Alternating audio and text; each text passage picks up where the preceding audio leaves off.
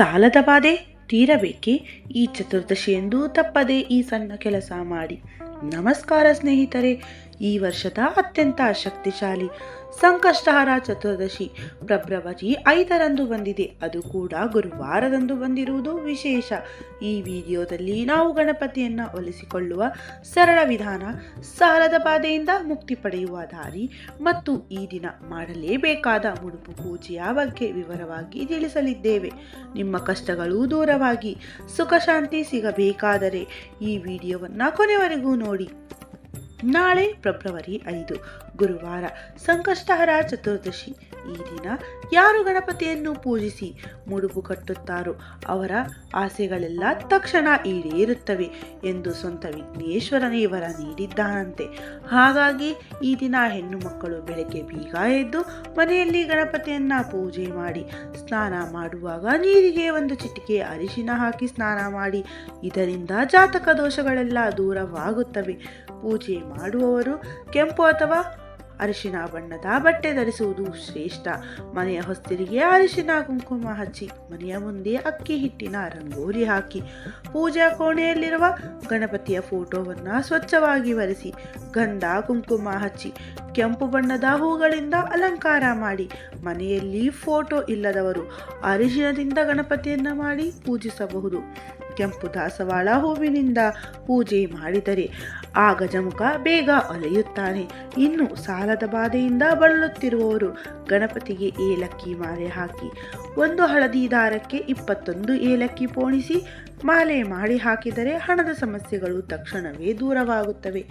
ಹೀಗೆ ಗಣಪತಿಯನ್ನ ಅಲಂಕರಿಸಿದ ಮೇಲೆ ಸ್ವಾಮಿಯ ಮುಂದೆ ತೆಂಗಿನ ಎಣ್ಣೆಯಿಂದ 2 ದೀಪಗಳನ್ನು ಹಚ್ಚಿ ಮುಡುಪು ಕಟ್ಟಬೇಕು. ಮಣ್ಣಿನ ದೀಪವಾದರೆ ಇನ್ನೂ ಒಳ್ಳೆಯದು. ಇಲ್ಲದಿದ್ದರೆ ಹಿತ್ತಾಳೆ ದೀಪವನ್ನು ಬಳಸಿ ದೀಪಕ್ಕೆ ಅರಿಶಿನ ಕುಂಕುಮ ಹಚ್ಚಿ 5 ಬತ್ತಿಗಳನ್ನು ಹಾಕಿ ದೀಪ ಹಚ್ಚಿ ಗಣಪತಿಗೆ ಅತಿ ಪ್ರಿಯವಾದ ಗರಿಕೆಯನ್ನು 21 ಗರಿಕೆ ಹುಲ್ಲನ್ನು ಪೂಜೆಗೆ ಬಳಸಿ. ಇದರಿಂದ ಪುಣ್ಯ ಜಾಸ್ತಿ ಸಿಗುತ್ತದೆ. ಈ ದಿನ ಕಟ್ಟುವ ಮುಡುಪಿಗೆ ತುಂಬ ಶಕ್ತಿ ಇದೆ. ಇದನ್ನು ಕಟ್ಟುವ ವಿಧಾನ ಹೇಗೆಂದರೆ, ಒಂದು ಕೆಂಪು ಬಟ್ಟೆಯನ್ನು ತೆಗೆದುಕೊಳ್ಳಿ. ಅದರಲ್ಲಿ 3 ಇಡಿ ಅಕ್ಕಿ, 2 ವೀಳ್ಯದೆಲೆ, 2 ಅಡಿಕೆ, 2 ಖರ್ಜೂರ ಅಥವಾ 11 ರೂಪಾಯಿ ನಾಣ್ಯಗಳನ್ನು ಇಟ್ಟು 3 ಗಂಟು ಹಾಕಿ, ಗಂಟು ಹಾಕುವಾಗ ನಿಮ್ಮ ಮನಸ್ಸಿನ ಆಸೆಗಳನ್ನು ದೇವರಿಗೆ ಹೇಳಿಕೊಳ್ಳಿ. ಇದಕ್ಕೆ ಕುಂಕುಮ ಹಚ್ಚಿ ಗಣಪತಿಯ ಮುಂದೆ ಇಡಿ. ನೈವೇದ್ಯಕ್ಕೆ ಕಡುಬು ಅಥವಾ ಮೋದಕ ಅರ್ಪಿಸಿ. ಪೂಜೆ ಮಾಡುವಾಗ ಓಂ ಗಣಪತಿಯೇ ನಮಃ ಎಂಬ ಮಂತ್ರವನ್ನ 21 ಬಾರಿಯಾದರೂ ಪಠಿಸಿ. ನಂತರ ಗಣಪತಿಗೆ ಮತ್ತು ಮುಡುಪಿಗೆ ಆರತಿ ಮಾಡಿ ಸಂಕಷ್ಟಹರ ಚತುರ್ದಶಿ ಕಥೆಯನ್ನ ಓದಿ 3 ಬಾರಿ ಪ್ರದಕ್ಷಿಣೆ ಹಾಕಿ ಅಕ್ಷತೆಯನ್ನ ತಲೆ ಮೇಲೆ ಹಾಕಿಕೊಂಡು ನಮಸ್ಕರಿಸಿ ಪೂಜೆ ಮುಗಿಸಿ. ಇನ್ನು ಮಕ್ಕಳಾಗದ ದಂಪತಿಗಳು ಗಣಪತಿಗೆ ಕಡುಬಿನ ಜೊತೆ ದಾಳಿಂಬೆ ಹಣ್ಣನ್ನು ನೈವೇದ್ಯ ಮಾಡಿದರೆ ಸಂತಾನ ಯೋಗ ಲಭಿಸುತ್ತದೆ. ಬೆಳಗ್ಗೆ ಪೂಜೆ ಮಾಡಿ ಮುಡುಪು ಕಟ್ಟಿದ ಮೇಲೆ ಹೆಣ್ಣು ಮಕ್ಕಳು ದಿನವೇ ಉಪವಾಸವಿರಬೇಕು. ಉಪವಾಸ ಎಂದರೆ ಪೂರ್ತಿ ನೀರು ಕುಡಿಯದೇ ಇರಬೇಕಿಲ್ಲ. ಹಾಲು ಹಣ್ಣು ಸೇವಿಸಿ ಉಪವಾಸ ಇರಬಹುದು. ಸಂಜೆ ಸೂರ್ಯ ಮುಳುಗಿದ ಮೇಲೆ ಮತ್ತೆ ಸ್ನಾನ ಮಾಡಿ ದೀಪ ಹಚ್ಚಿ ಬೆಳಗ್ಗೆ ಕಟ್ಟಿದ ಮುಡುಪನ್ನು ಬಿಚ್ಚಬೇಕು. ನಿಮ್ಮ ಕೋರಿಕೆಯನ್ನ ಮತ್ತೊಮ್ಮೆ ದೇವರಿಗೆ ಹೇಳಿಕೊಳ್ಳಿ.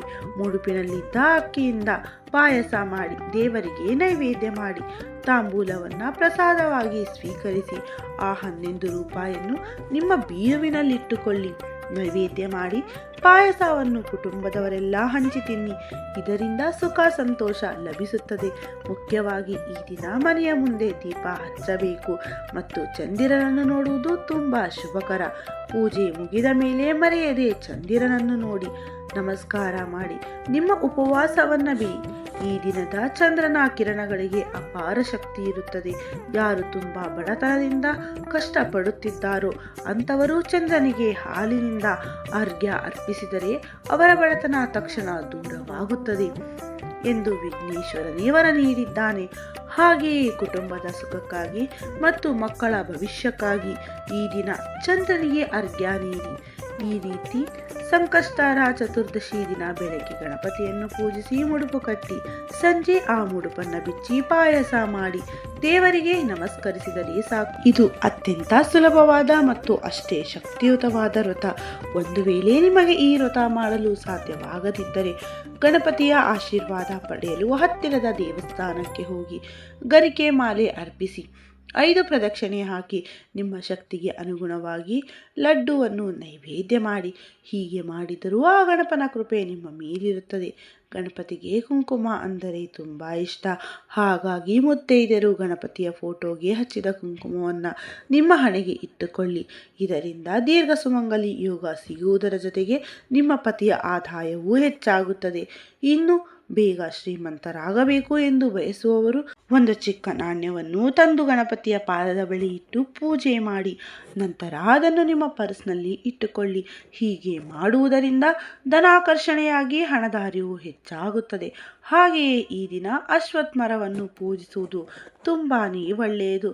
ಗುರುವಾರ ಬಂದಿರುವ ಸಂಕಷ್ಟಹರ ಚತುರ್ದಶಿಯಂದು ಅಶ್ವತ್ಥ ಮರಕ್ಕೆ ನೀರು ಹಾಕಿ ಪ್ರದಕ್ಷಿಣೆ ಹಾಕಿದರೆ ಜಾತಕ ದೋಷಗಳೆಲ್ಲ ಹೋಗಿ ಲಕ್ಷ್ಮೀ ದೇವಿಯ ಅನುಗ್ರಹ ಸಿಗುತ್ತದೆ. ಮರೆಯದೆ ನಿಮ್ಮ ಮನೆಯ ಹೊಸ್ತಿಲ ಹೊರಗೆ ಕುಂಕುಮದಿಂದ ಸ್ವಸ್ತಿಕ್ ಗುರುತು ಹಾಕಿ. ಇದರಿಂದ ಮನೆಯಲ್ಲಿರುವ ನೆಗೆಟಿವ್ ಎನರ್ಜಿ ಅಥವಾ ಕೆಟ್ಟ ಶಕ್ತಿಗಳು ದೂರವಾಗುತ್ತವೆ. ಈ ದಿನ ತುಳಸಿ ಪೂಜೆ ಮಾಡುವುದು ಕೂಡ ಮುಖ್ಯ. ತುಳಸಿ ಕಟ್ಟೆಯ ಮುಂದೆ ಒಂದು ಚಿಕ್ಕ ದೀಪ ಹಚ್ಚಿ ನಮಸ್ಕರಿಸಿದರೆ ಆರ್ಥಿಕ ಸಮಸ್ಯೆಗಳೆಲ್ಲ ತೀರುತ್ತವೆ. ನಿಮ್ಮ ಕುಟುಂಬಕ್ಕೆ ಆಸ್ತಿ ಪಾಸ್ತಿ ಸುಖ ಸಿಗಬೇಕೆಂದರೆ ಮಣ್ಣಿನ ಗಣಪತಿಯನ್ನು ತಂದು ಪೂಜೆ ಮಾಡಿ. ಹಾಗೆಯೇ ಈ ಗುರುವಾರ ರಾತ್ರಿ ಇಡೀ ಮನೆಗೆ ಸಾಂಬ್ರಾಣಿ ಧೂಪ ಹಾಕಿ. ಇದರಿಂದ ದೃಷ್ಟಿ ದೋಷಗಳೆಲ್ಲ ನಿವಾರಣೆಯಾಗಿ ನಿಮ್ಮ ಮನೆಗೆ ಒಳ್ಳೆಯ ದಿನಗಳು ಶುರುವಾಗುತ್ತವೆ. ಬರಬೇಕಾದ ಹಣ ಅಥವಾ ಬರದೇ ನಿಂತು ಹೋದ ಹಣ ವಾಪಸ್ ಸಿಗಬೇಕೆಂದರೆ ಗಣಪತಿ ದೇವಸ್ಥಾನಕ್ಕೆ ಹೋಗಿ ಕೆಂಪು ದಾಸವಾಳ ಹೂಗಳನ್ನು ಅರ್ಪಿಸಿ. ಇನ್ನು ಕೆಲಸಕ್ಕಾಗಿ ಹುಡುಕುತ್ತಿರುವವರು ಕೆಂಪು ಹೂಗಳನ್ನು ಸಮರ್ಪಿಸಿದರೆ ಖಂಡಿತ ಉದ್ಯೋಗ ಸಿಗುತ್ತದೆ. ನಿಮ್ಮ ಕೆಲಸದಲ್ಲಿ ಪದೇ ಪದೇ ಅಡೆತಡೆಗಳು ಬರುತ್ತಿದ್ದರೆ ಓಂ ಗಣಪತೇ ನಮಃ ಎಂಬ ಮಂತ್ರವನ್ನು 108 ಬಾರಿ ಜಪಿಸಿ. ಮದುವೆ ತಡವಾಗುತ್ತಿರುವವರು 21 ಅರಿಶಿನ ಕೊಂಬುಗಳನ್ನು ದಾರದಲ್ಲಿ ಪೋಣಿಸಿ ಗಣಪತಿಗೆ ಹಾಕಿ ಪೂಜೆ ಮಾಡಿ. ಖಂಡಿತ ಕಂಕಣ ಭಾಗ್ಯ ಕೂಡಿ ಬರುತ್ತದೆ. ನಿಮ್ಮ ಮನಸ್ಸಿನಲ್ಲಿ ಯಾವುದಾದರೂ ಆಸೆ ಇದ್ದರೂ ಅದು ತಕ್ಷಣ ಈಡೇರಿಸಲು ಹಸುವಿಗೆ ಆಹಾರ ನೀಡಿ ನಮಸ್ಕರಿಸಿ. ಹಸುವಿಗೆ ಮೇವು ಅಥವಾ ಆಹಾರ ನೀಡಿದರೆ ಎಂತಹ ಆಸೆ ಇದ್ದರೂ ಈಡೇರುತ್ತದೆ. ಹಾಗೆಯೇ ಈ ದಿನ ಎಕ್ಕದ ಗಿಡವನ್ನು ಪೂಜಿಸುವುದು ಬಹಳ ಶ್ರೇಷ್ಠ. ಎಕ್ಕದ ಗಿಡವನ್ನು ಗಣಪತಿಯ ರೂಪ ಎನ್ನಲಾಗುತ್ತದೆ. ಹಾಗಾಗಿ ಎಕ್ಕದ ಗಿಡಕ್ಕೆ ಅರಿಶಿನ ನೀರು ಹಾಕಿ ಅಲ್ಲಿನ ಮಣ್ಣನ್ನು ಹಣೆಗೆ ತಿಲಕದಂತೆ ಇಟ್ಟುಕೊಳ್ಳಿ. ನಿಮ್ಮ ಕಷ್ಟಗಳೆಲ್ಲ ತೀರುತ್ತವೆ.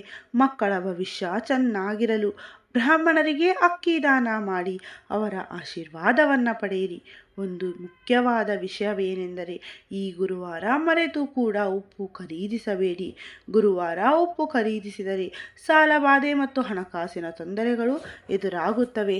ಹೀಗೆ ಸಂಕಷ್ಟಹರ ಚತುರ್ದಶಿಯಂದು ಗಣಪತಿಯನ್ನು ಪೂಜಿಸಿ ಈ ಪುಟ್ಟ ಪರಿಹಾರಗಳನ್ನು ಮಾಡಿಕೊಂಡರೆ ನಿಮ್ಮೆಲ್ಲ ಸಮಸ್ಯೆಗಳು ಮಂಜಿನಂತೆ ಕರಗೋಗುತ್ತವೆ.